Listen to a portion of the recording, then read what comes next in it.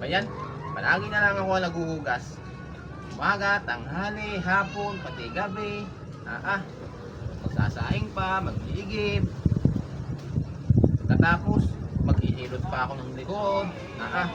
Napakaraming responsibilidad. Hindi na natapos-tapos eh.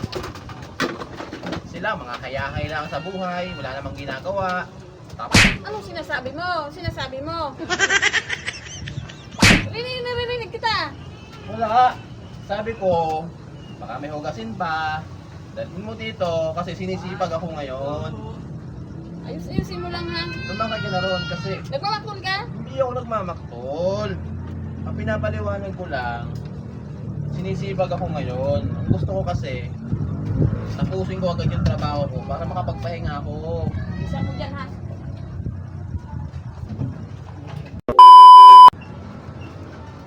Oh, baka ako kasan. Isa mo dyan ha.